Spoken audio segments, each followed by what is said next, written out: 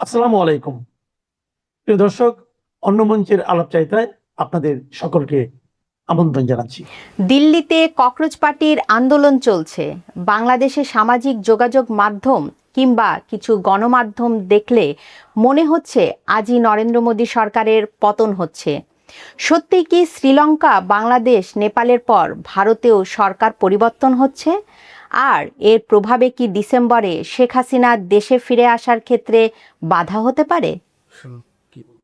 ধন্যবাদ। প্রথমেই যেটা বলবো যে তুমি যে কটা দেশের নাম বললে, সেই তিনটে দেশকে যদি ভৌগোলিকভাবে যুক্ত করে দেওয়া যায়, তারও দ্বিগুণ আয়তন হচ্ছে ভারতের।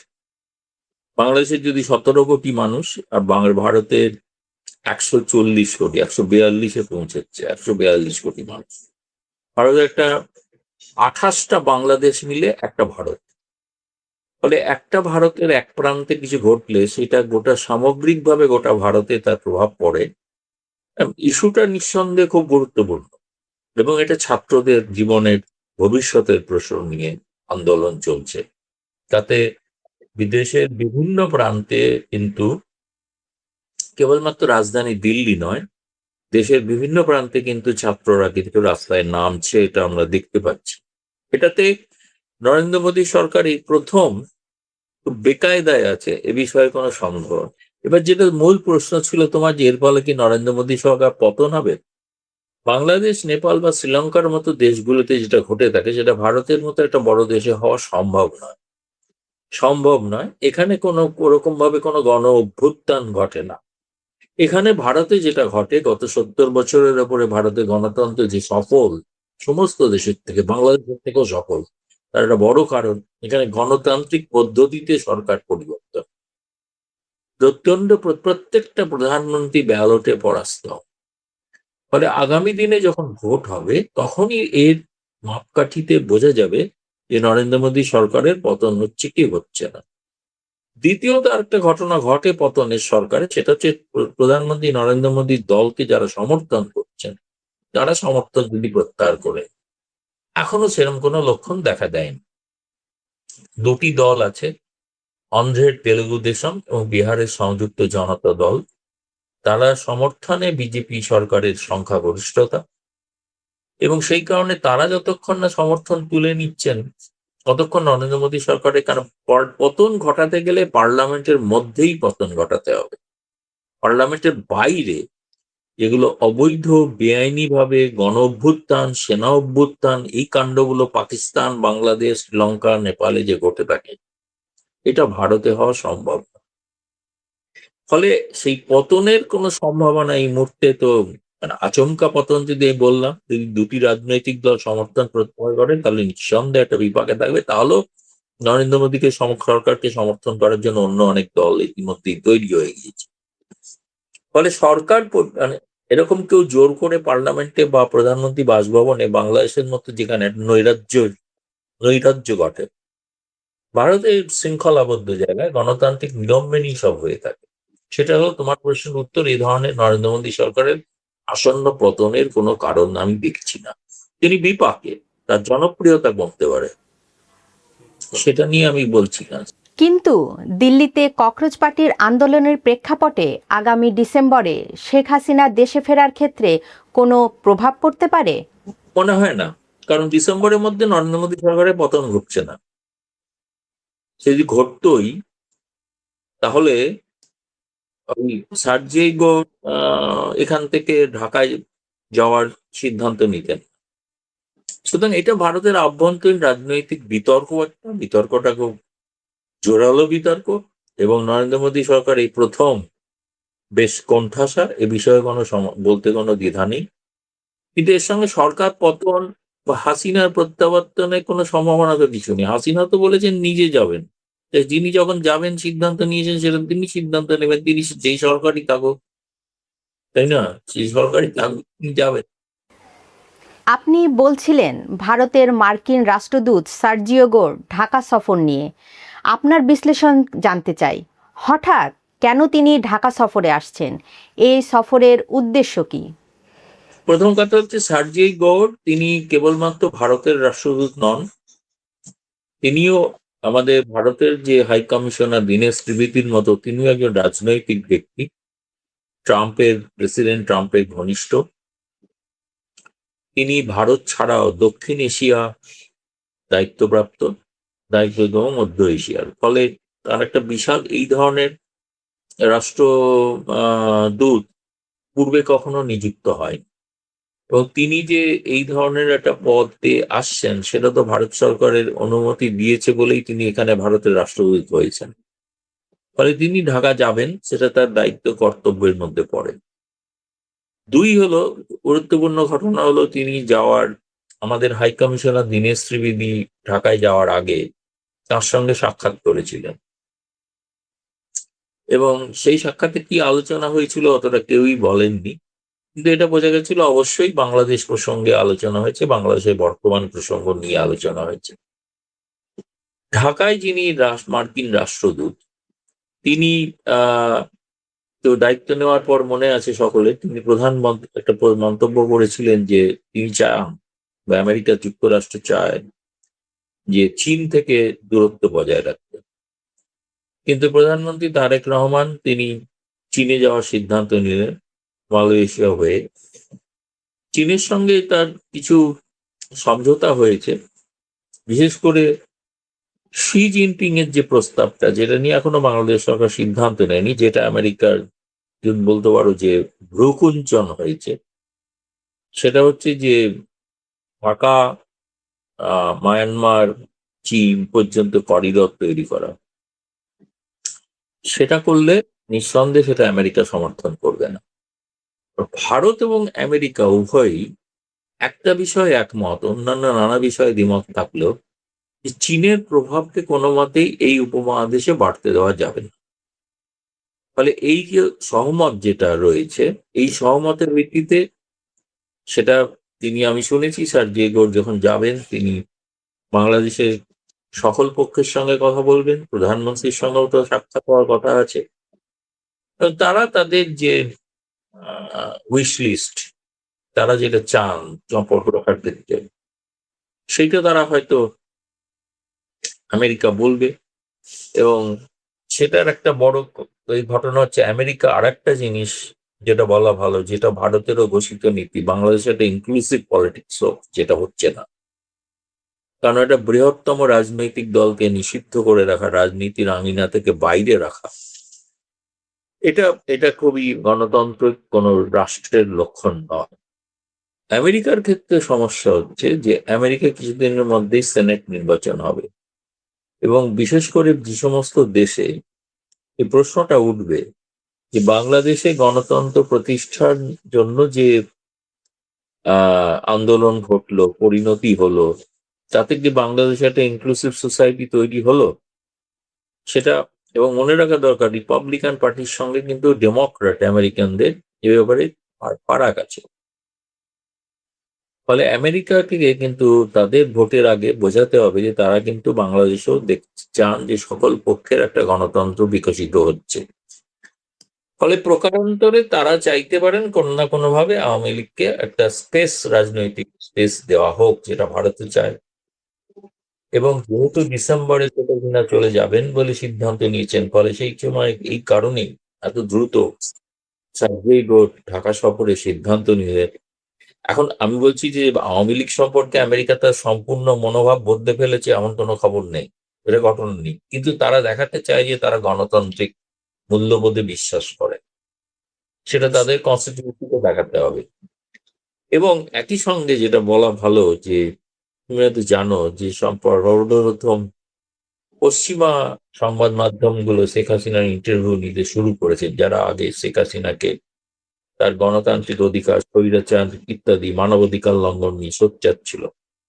প্রত্যেকটি পশ্চিমী গণমাধ্যম এখন তার সাক্ষাৎকার নেওয়ার জন্য দৃঢ়, এবং তারা সাক্ষাৎকার দিচ্ছেন। ক্রমান্বয়ে হয়তো সেই সাক্ষাৎকারগুলো প্রকাশিত হবে, ভারতে তো হবেই।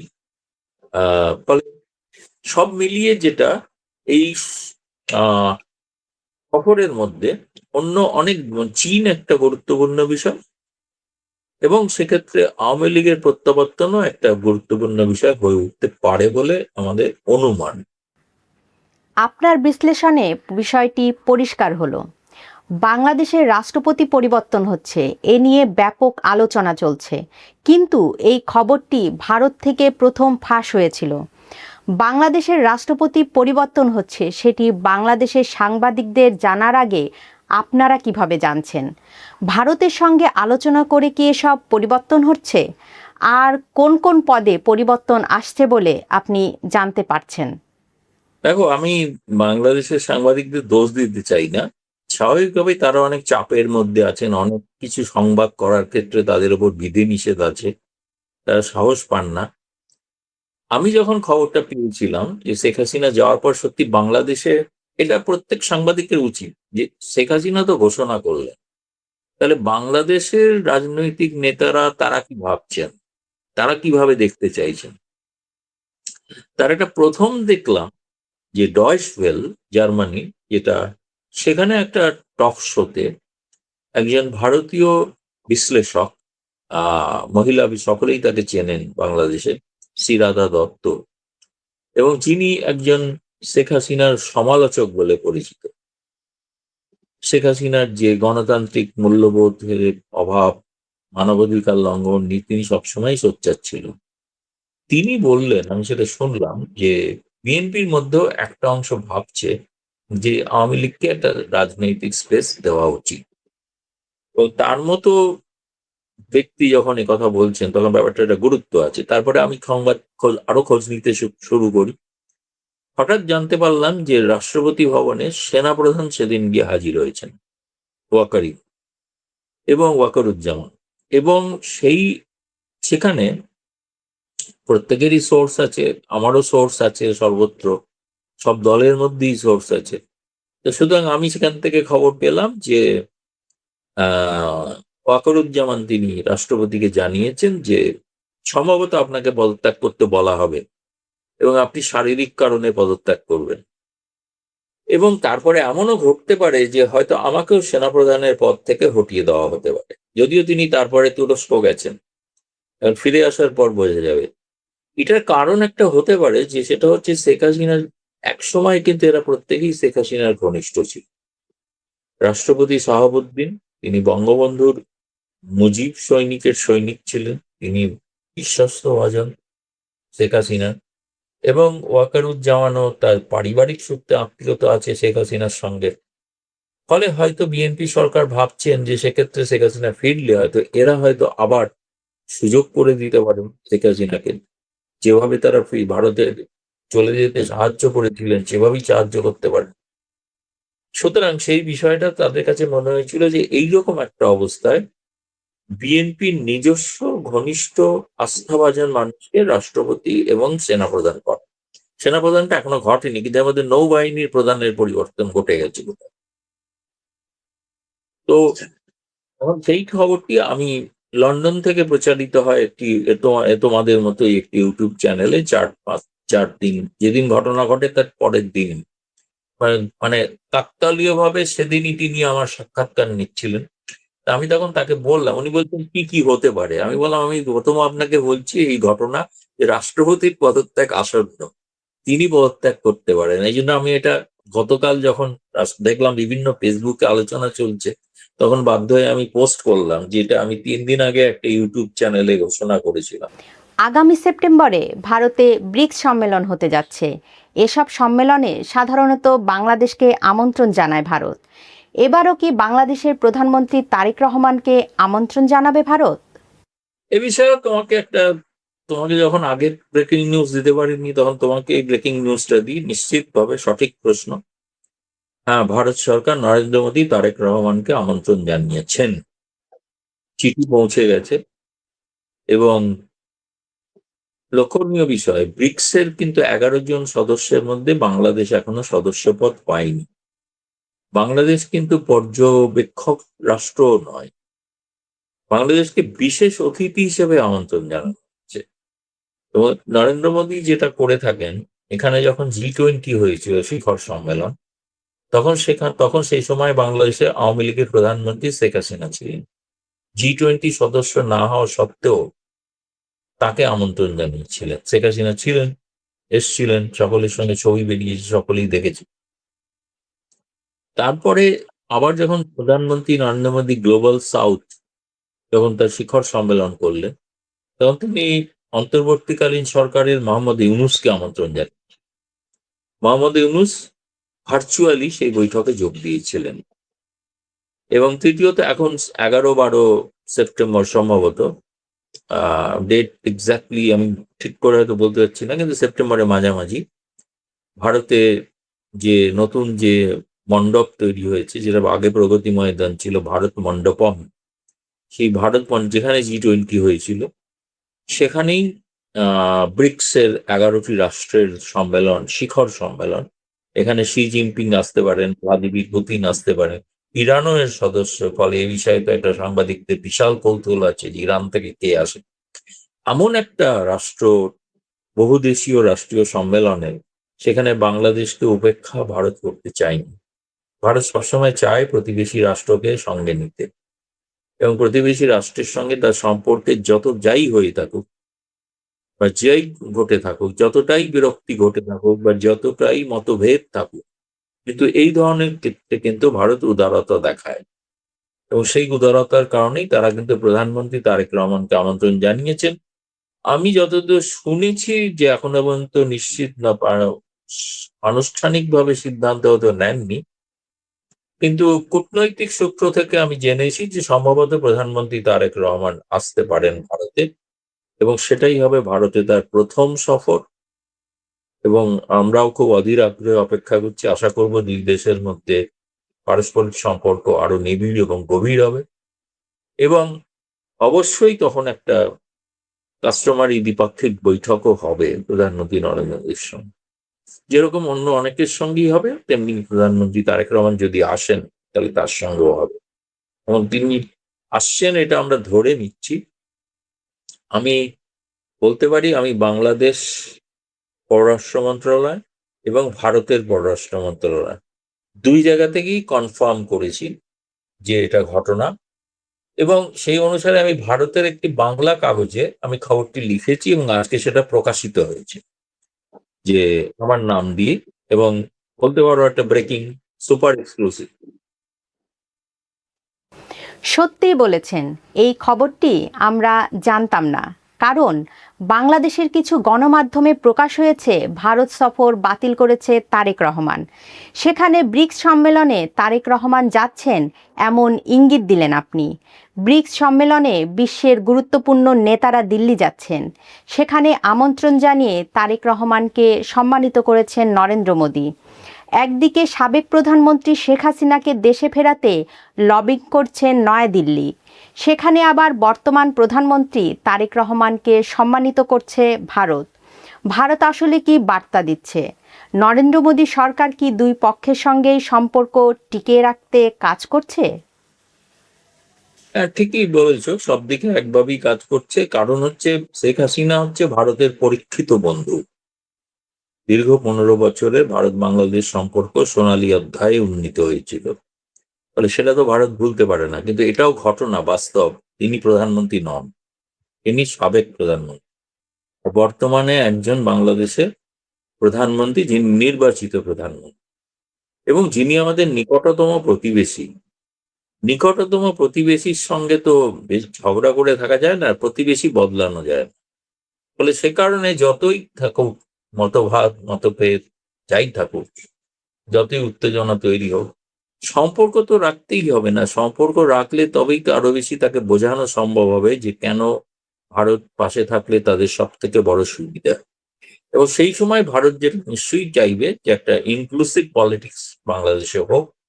এটা ভারত মনে করে কেবল শেখ হাসিনার স্বার্থে না, এটা বাংলাদেশের গণতন্ত্র বিকশিত হওয়ার পক্ষে একটা পদক্ষেপ। সেটা করলে কিন্তু তারেক রহমান সরকার আরো বেশি সুদৃঢ়, শক্তপোক্ত হয়ে উঠবে।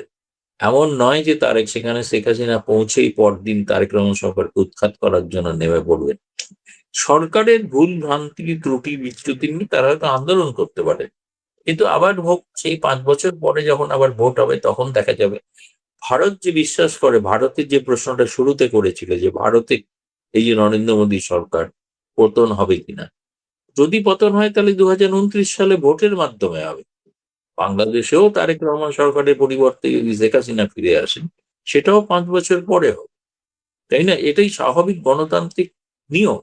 এই নিয়মটাকে না মানলে তো গণতন্ত্রে তখন তো সেনা শাসন এসে যায়, তখন তো পাকিস্তানের মতো একটা রাষ্ট্র তৈরি হয়, ভঙ্গুর রাষ্ট্র, তাই না? এবং গণতন্ত্র সেখানে বিকশিত হতে পারে না। সেখানেও ধরো একটা বিরোধী নেতা, তাকে দীর্ঘকাল ধরে জেলে আটক করে রাখা হয়েছে। তাদের তো কেউ গণতান্ত্রিক রাষ্ট্র বলে গোটা বিশ্বে কোনো, বিশ্বে যে সম্মানটা যারা পায় তাদের একটা ভৌগোলিক স্ট্র্যাটেজিক অবস্থানের কারণে, জিও পলিটিক্স এর কারণে, কিন্তু তাদের সম্মান পায়। আমি কাজে লাগাই তাকে, আমেরিকা পাকিস্তানকে কাজে লাগায়, ব্যবহার করে, চীনও ব্যবহার, তো চীন নিজেও গণতান্ত্রিক রাষ্ট্র নয়, ফলে তার ক্ষেত্রে অতটা অসুবিধা। কিন্তু আমরা চাইবো আমাদের প্রতিবেশী রাষ্ট্রগুলোতে গণতন্ত্র বিকশিত হোক, সেখানে শাসক পক্ষ বিরোধী পক্ষ উভয়েরই সমান মর্যাদা থাকুক, একমাত্র ভারতের লক্ষ্য, আর কিছু লক্ষ্য। আপনাকে ধন্যবাদ আমাদের সময় দেওয়ার জন্য। দর্শক, সিনিয়র সাংবাদিক গৌতম লাহিড়ীর বিশ্লেষণ নিয়ে আপনিও মতামত জানাতে পারেন। লিখুন আপনার মতামত, ভিডিওটি লাইক দিন, শেয়ার করুন। এতক্ষণ সঙ্গে থাকার জন্য ধন্যবাদ।